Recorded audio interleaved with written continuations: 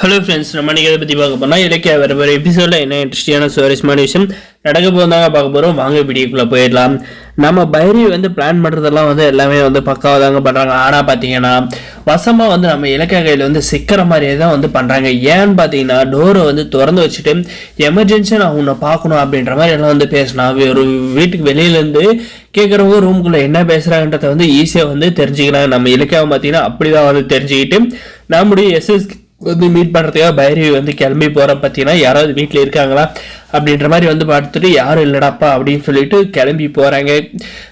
நம்ம இலக்கியம் பார்த்தீங்கன்னா நம்மளே அந்த அறிக்கை பெருசாக திட்டம் போடுறாளா, இவ்வளோ நம்ம சும்மா இடக்கூடாது, இவ பிளான் என்னன்றதை நம்ம தெரிஞ்சுக்கணும், அவ்வளோ எமர்ஜென்சியாக யாரை மீட் பண்ண போகிறா அப்படின்றத தெரிஞ்சுன்றதுக்காக பார்த்தீங்கன்னா நம்மளுடைய இலக்கிய பைரவி ஃபாலோ பண்ணிட்டு ஆட்டோவிலேருந்து போயிட்டு இருக்காங்க. போகிறப்ப பார்த்தீங்கன்னா நம்முடைய பைரவி யாராவது ஃபாலோ பண்ணுறாங்க அப்படின்றதும் பார்த்துட்டு தான் போகிறாங்க. ஆனால் பார்த்தீங்கன்னா நம்மளுடைய இலக்கிய பைரவியோட கண்ணில் படுறது இல்லைங்க. அதுக்கப்புறம் பார்த்தீங்கன்னா எஸ்எஸ்கே வர வரையும் நம்மளுடைய பைரவி வெயிட் பண்ணுறாங்க.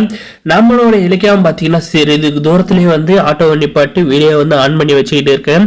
எஸ்எஸ்கே பார்த்தீங்கன்னா வந்துட்டு வரும்போது என்ன பைரவி அவ்வளோ எமர்ஜென்சியான விஷயம், என்ன விஷயம், எதுக்காக என்ன பார்க்கணும்னு அப்படின்ற மாதிரி கேட்டதுக்கு என்னுடைய லைஃபே உங்கள் தான் இருக்கு எஸ்எஸ்கே, எப்படியாவது என்னை காப்பாத்திரு, அந்த இலக்கிய விட்ட சவால் நான் ஜெயிச்சே ஆகணும், அப்படி ஜெயிச்சா மட்டும் தான் கம்பெனியோட சேர்மேன் போஸ்டிங் எல்லாமே எங்கிட்டக்கு வரும், அந்த இலக்கியம் இந்த வீட்டை விட்டு போகும் அப்படின்ற மாதிரி சொல்றாங்க. அதுக்கு அந்த அநாத ஆசிரமத்தோட இடத்தை இப்போ கௌதமி இலக்கிய வாங்கவே கூடாது, வாங்கிட்டா நான் நடுத்தெருவுக்கு வந்துடுவேன் அப்படின்ற மாதிரி சொல்றாங்க. சரி, இப்போ நான் என்ன பண்ணும் பைரவி, அதை மட்டும் சொல்லு அப்படின்ற மாதிரி கேட்குறாங்க.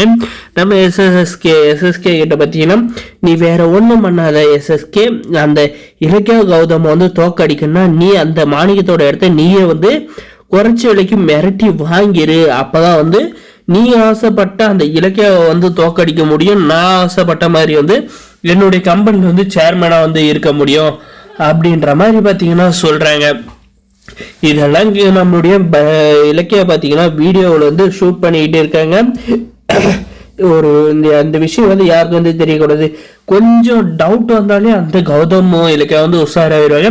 அவங்களுக்கு தெரியாத பக்காவா நீ ரிஜிஸ்ட்ரேஷன் எல்லாம் முடிச்சிரு, அதுக்கப்புறம் போயிட்டு கௌதம் இல்லை யார் என்ன பண்ணாரு அந்த இடத்த உங்ககிட்ட இருந்து வாங்க முடியாது, நீ மட்டும் இப்ப அந்த இடத்த வாங்கி வச்சுக்கோ, என்கிட்ட ஆபீஸ் எல்லாம் வந்தப்ப அந்த இடத்த என்னுடைய கண்ட்ரோல் நான் எடுத்துக்கிறேன், இந்த ஒரு உதவியை மட்டும் செய்ய எஸ்எஸ்கே அப்படின்ற மாதிரி கேட்க போறோங்க. இந்த எஸ்எஸ்கே கடைசியில நம்ம கௌதம் இலக்கிய கிட்ட வசமா சிக்குவோம் அப்படின்னு நினைக்கிறேன். இந்த வீடியோக்கு லைக் பண்ணி மறக்காம நம்ம சேனல் சப்ஸ்கிரைப் பண்ணாதான் மறக்காம சப்ஸ்கிரைப் பண்ணி அந்த பெல் ஐக்கனை ஆன்ல போட்டு வச்சுக்கோங்க, அப்பதான் நம்ம போடுற வீடியோ நோட்டிபிகேஷன் வரும். தேங்க்ஸ் ஃபார் வாட்சிங்.